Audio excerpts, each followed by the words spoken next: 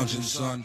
Welcome back to the Comic Lounge. My name is Ryan. With me today, I have Kirt Burdick with me. We are going to do another indie creator spotlight, which I have not done in a while, actually. I've had indie creators on, but it's been a while since I've done one of these, so I'm very excited to have you on, talk some comics with you, spotlight some of your stuff, and you got a Kickstarter coming out, so welcome to the show, dude.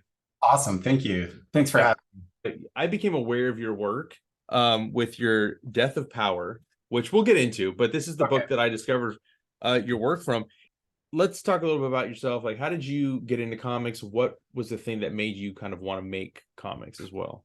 I kind of always wanted to make comics. I think it just started as a kid watching movies and then trying to redraw the films and then slowly discovering comics after that.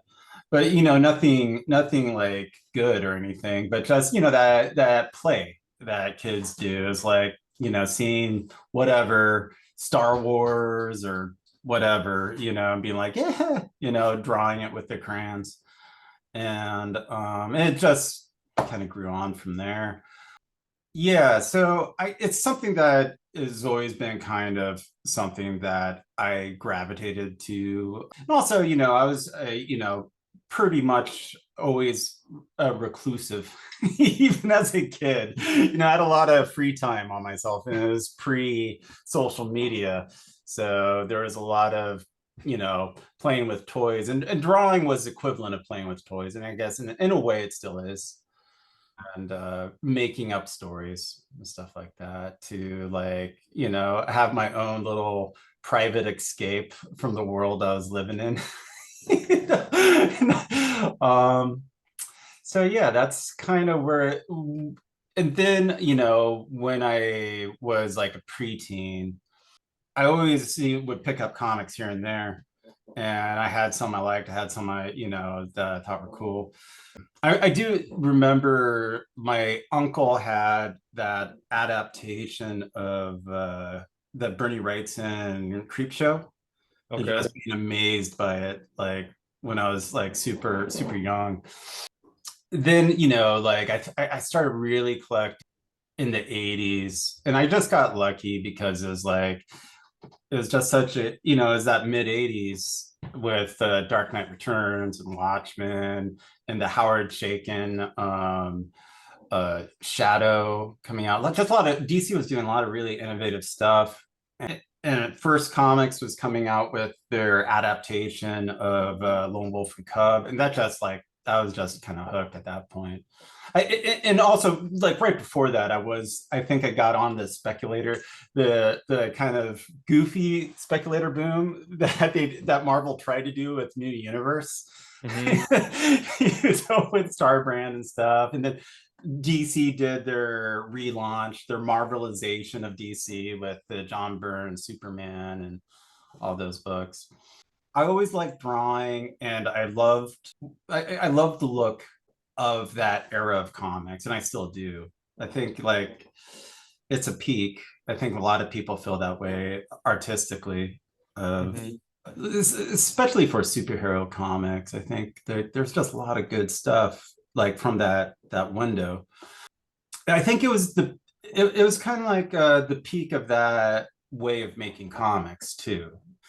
We can criticize the comics that came out in the 90s for the digital coloring, but that was the first introduction of digital coloring. That was new technology, and it wasn't refined. If you compare, it's unfair to compare the digital comics of the 90s, digital colored comics of the 90s, to the coloring of the 80s, because the coloring, the optical printing, or that process of making comics in the 80s was refined over 50 years and I think that's one of the reasons some of that stuff just looks still so good. Like Howard Chaykin's The Shadow just still looks beautiful. Like his American flag, just gorgeous. Obviously Dark Knight Returns is just lush. His Elektra Lives Again, I think that's my favorite of his art. Oh, really? Okay. For me, yeah. It's interesting. You don't hear people say that usually that's their favorite. I love it. It's a great book, but it's not one that not normally I hear is the favorite. It's like yeah, I think that I know he was doing that, I guess his interpretation of the clear line process. There is a lot of Lynn Varley. Maybe it's Lynn Varley that I actually love about that book, you know. And now, like seeing him do colored books again, like the Xerxes and stuff, you really start to realize how much Lynn Varley brought to the. Oh yeah, dude, it's like night and day. It's a Yeah. completely different product when she's not coloring his stuff. I almost feel like he shouldn't do anything in color if he's not going to have Lynn Varley, but I assume I'll that, second that. you know, Yeah. I assume that Lynn Varley's never going to color one of Frank Miller's books ever again. Yeah, so he should just do black and white, you know? Just do black and white. Yeah, it's fine. Actually, I have this like my dream project that Frank Miller would do would to do an autobio book. I just think that would be so fucking cool. Like if he of that period of when he was a comic book celebrity, but then when he became a household name and a real celebrity, and it seems like he had a pretty traumatic period during Yeah, that he's time. had a very interesting career. I don't know if you've read, and it's I guess it doesn't really tell the whole breadth of him, but like that interview with Will Eisner in the Frank Miller book. Yeah. Like I love that. You Yeah, know, like I've never actually read it. I mean, I've known about it. I've read parts of it, but yeah. But it'd be interesting. He does have a very interesting career I think trajectory, you know, like he goes from like nobody know who the hell he is. He's just yeah, drawing Daredevil, which the book sucked. I don't want to say it sucked. I didn't read it all, so I can't say that, but it wasn't selling well, yeah, right? Then he's given the chance to write and draw and makes it one of the best Marvel comic books of all time. And right, it's still consistently been one of the best Marvel comics, always has great creative teams, you know? And right. then he goes on, redefines Batman, you I know? Then he starts writing movies, fucking writing RoboCop, you know, like, well, whatever, you know, but still.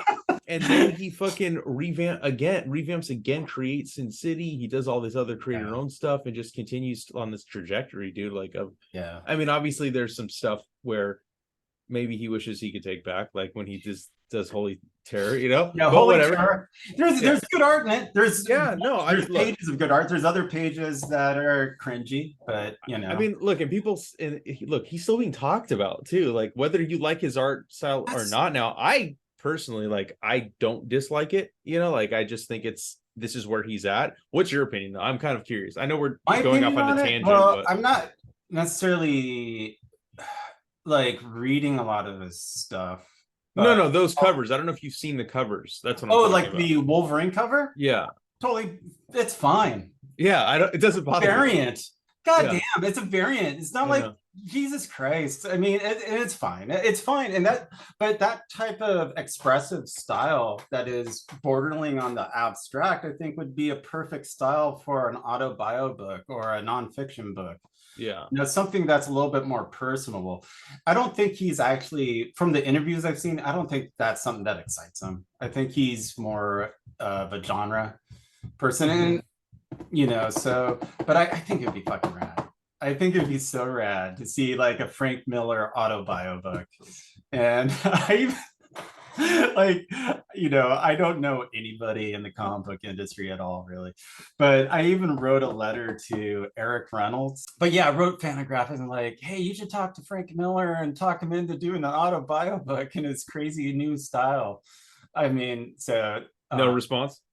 I think it wasn't from him. It was from someone else in Fantagraphs. And so I'm like, yeah, that would be cool.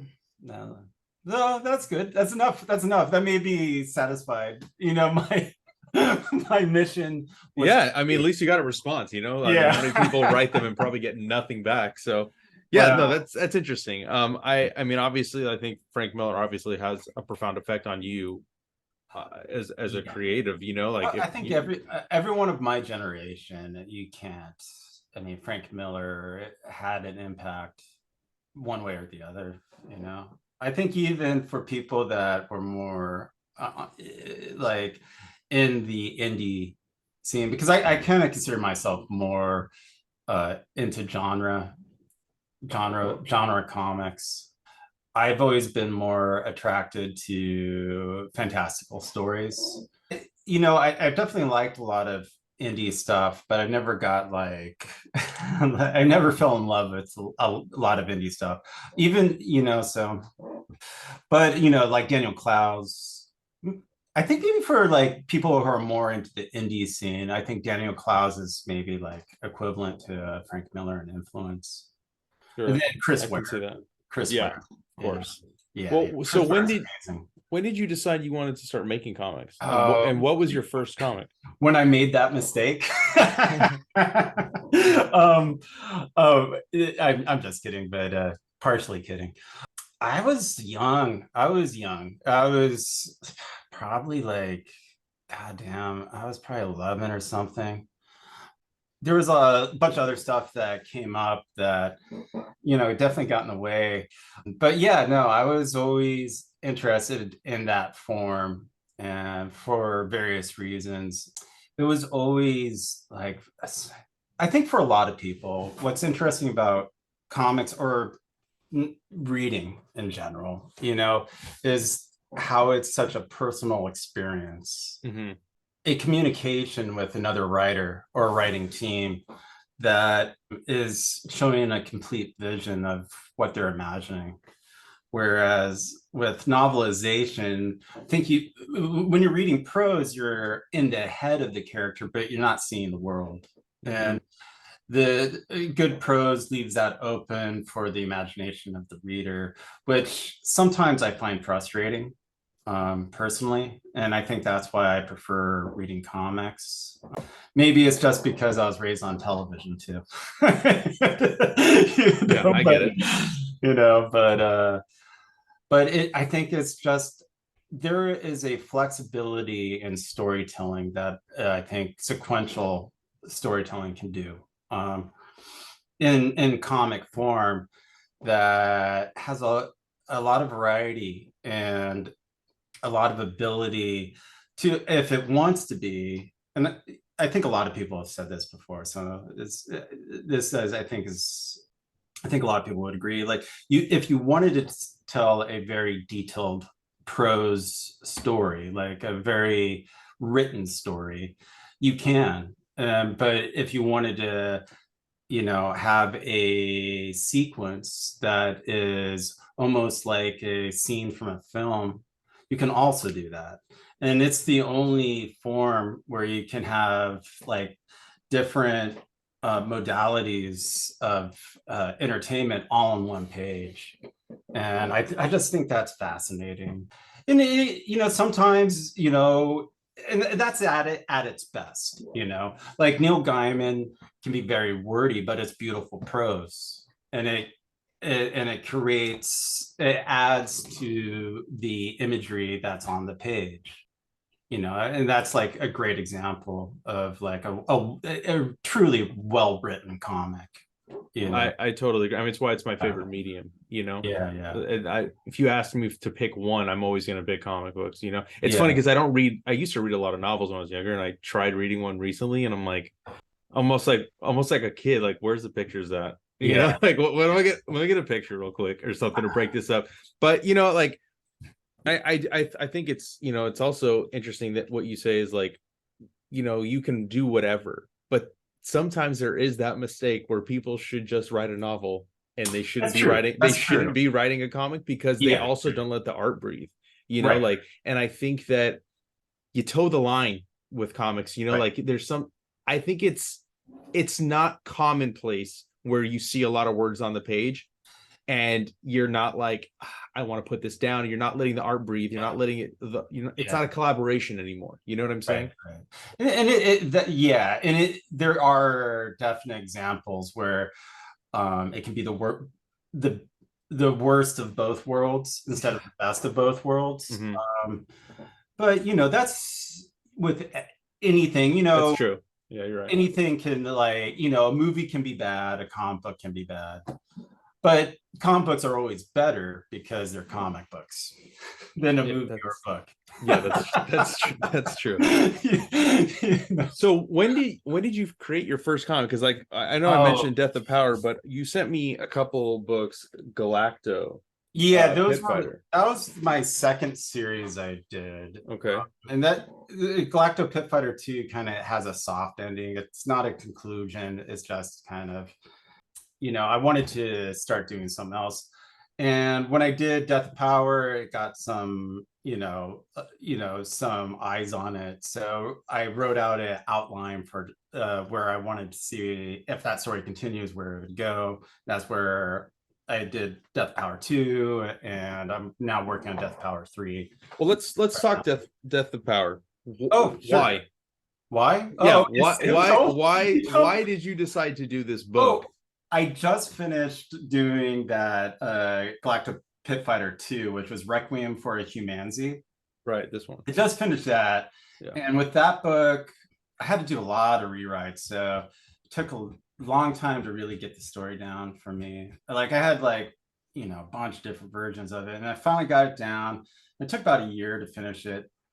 Cartoonist Kayfabe did their review of 75, Superman 75, where, the climactic, death, the melodramatic death of Superman. And it was a hilarious review.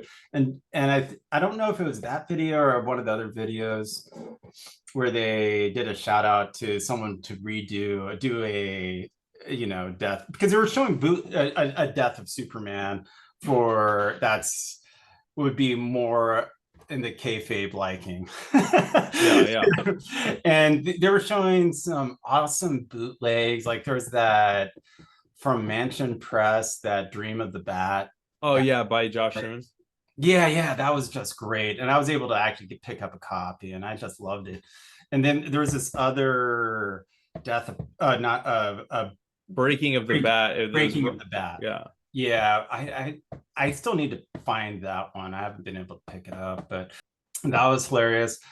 So they put that thing out, and I just finished that and the Galacto Pit Fighter, and I was kind of in between projects, and I just used it as an exercise. And with Galacto Pit Fighter in my first book, Fey Archaic, which I don't know if I sent you one of those, but I have this one.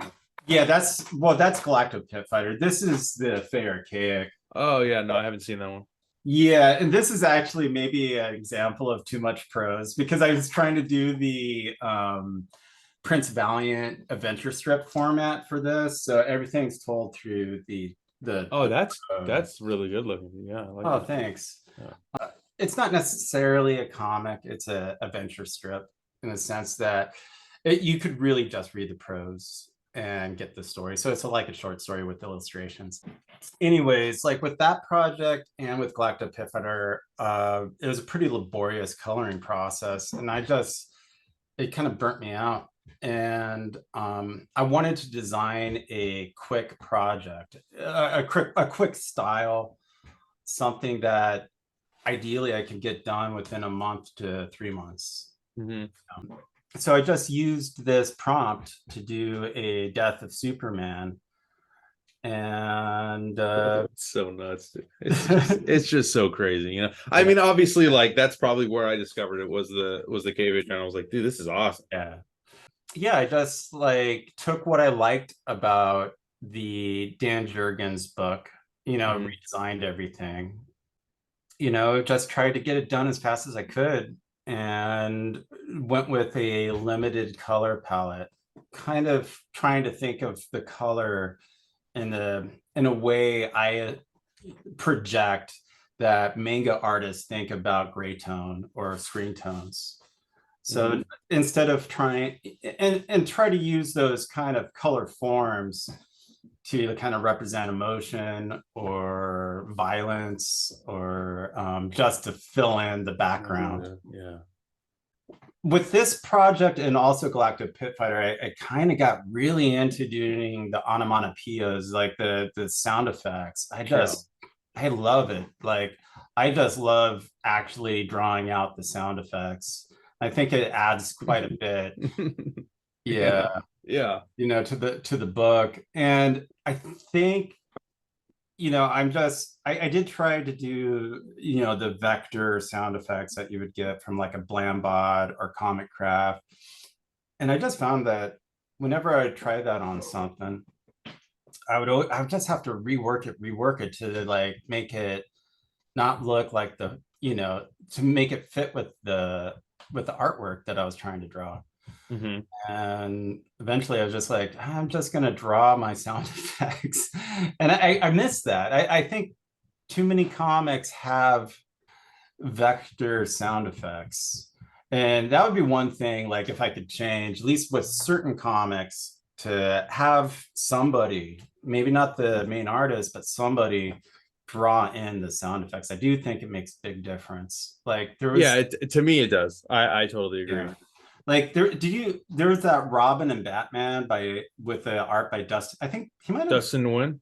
Dustin Nguyen. And Yeah. it's a beautiful book. Like the watercolor and it's gorgeous.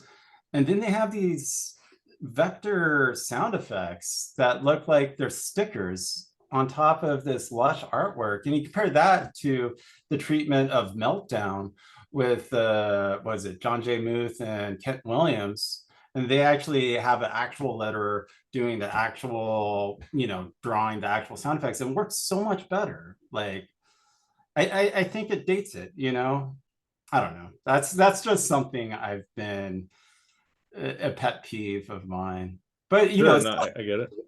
but that book is still just, it is a gorgeous book. I just wish the lettering wasn't vector. But Yeah. I understand, like, production wise, why it makes it much easier, especially if you're doing translations to different languages, to have, Hmm.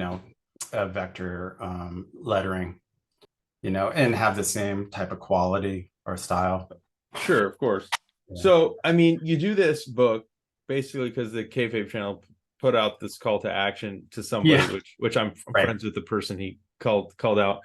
But Yeah. you do your own version, but you've already killed him. So you're gonna Yeah. do a second and a third one. Can you talk a little bit about the idea to do Yeah. that, and then also I don't why want to. Kickstarter? Well, I did all three of everything I've published has been through Kickstarter. Actually, with Fair Cake, I did try to find a publisher, but yeah, I didn't hear anything back. So,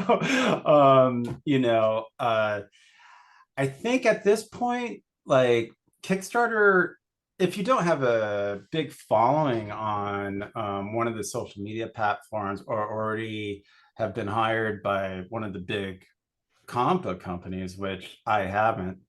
I don't have either of those things. I think Kickstarter is a good avenue to, if you have a like reasonable goal, like, you have to design your project so it's reasonable, so you're not asking for $1 million.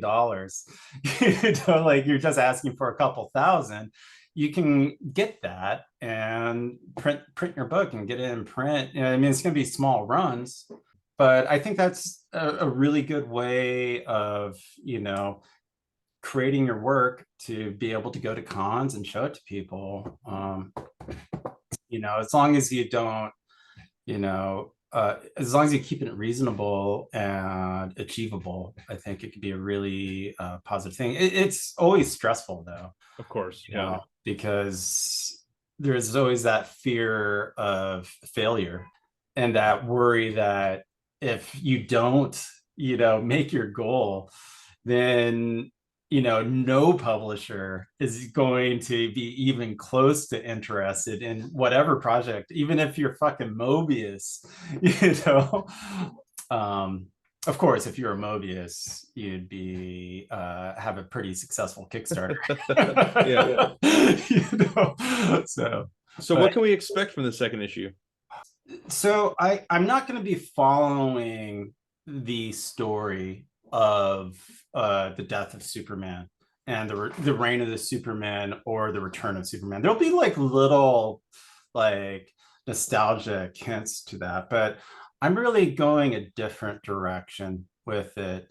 It's going to be roughly about my version of Lex Luthor, or the Lex Luthor archetype, and also about some of the other heroes. It's also going to have a little bit of Lois Lane. It's going to focus more on Lois Lane, and it's going to focus eventually, ideally, if I'm able to fully do it, on Wonder Woman. And those are going to be the three characters that I'm going to be primarily working with, and I'm going to be using that to, unfortunately for the characters, deal with the seedier side of like Japanese and American comics. So I'm going to embrace the dojinshi. I think I said that right. Dojinshi. Mm-hmm. I Dojinshi. Yeah. I think that's right, right? Yeah.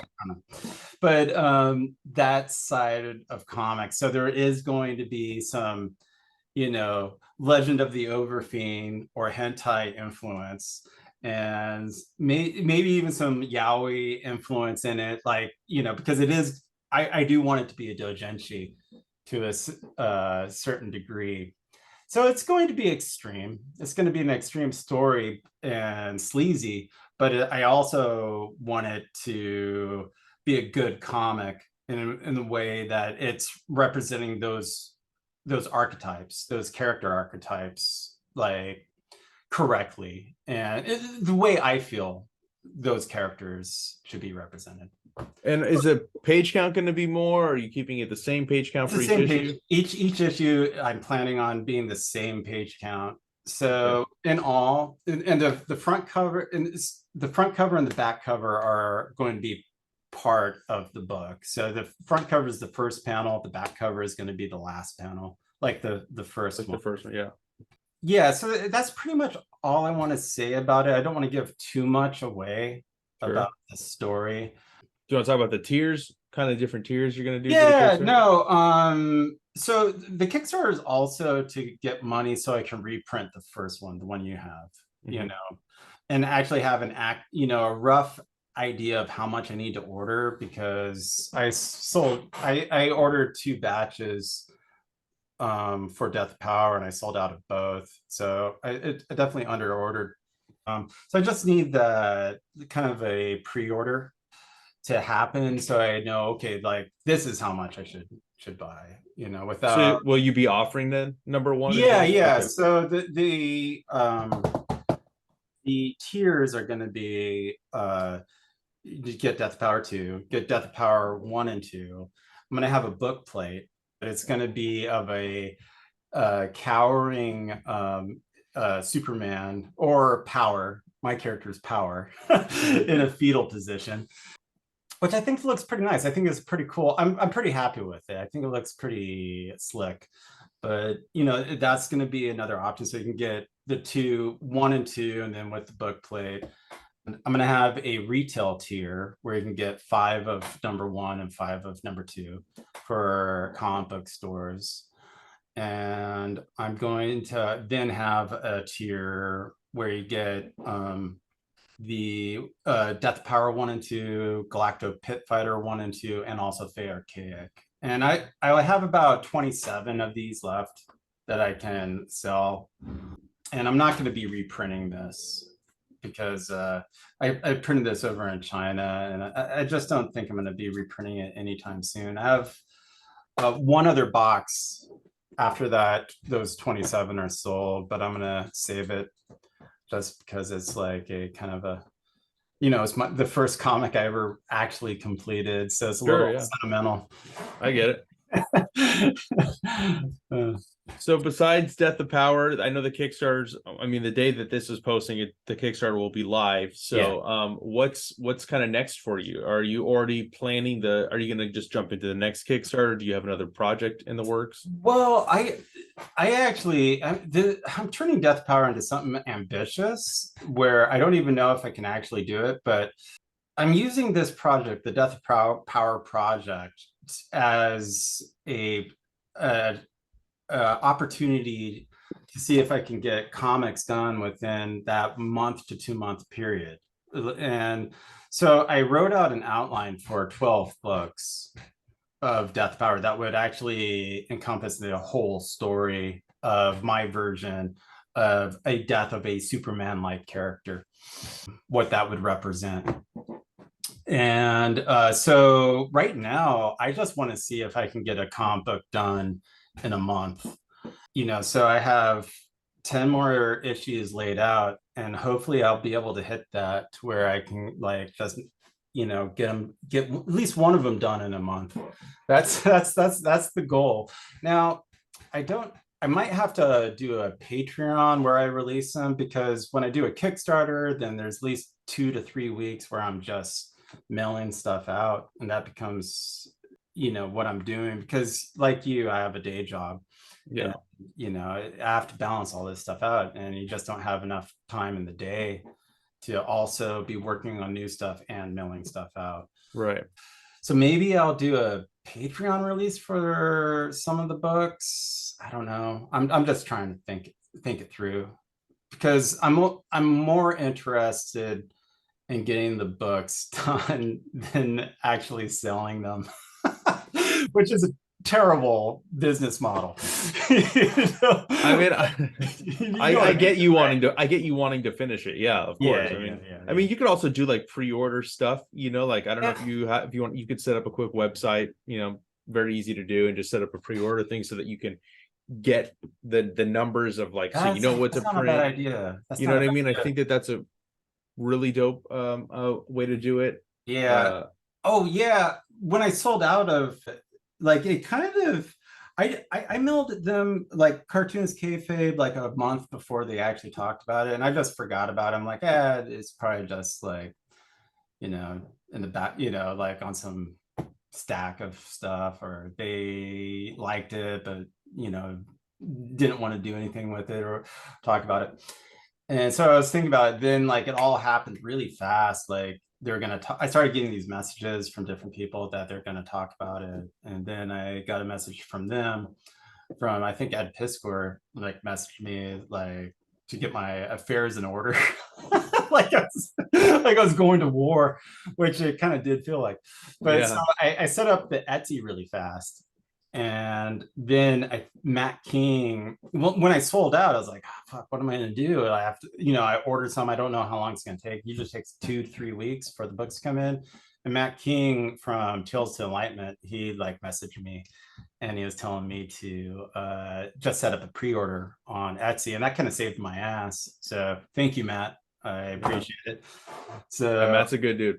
Yeah. So I set up a pre-order on Etsy, and sold out of those, and then everything was pretty copacetic after that. I just mailed it out, and that was cool.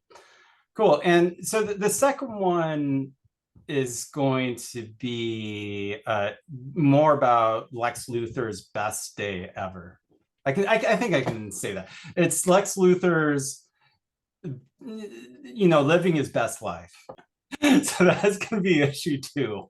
After reading your stuff, I can imagine what you're going to do with that book. So I'm very excited to see that. No, I think it's awesome, dude. I think it's like the minute I saw your art, I was like super taken by it. And then your Galacto is really dope. So I think it's cool what you're doing. And I'm excited to see the next issue of Death of Power. I think that thanks, man. Did a phenomenal job for sure. Yeah.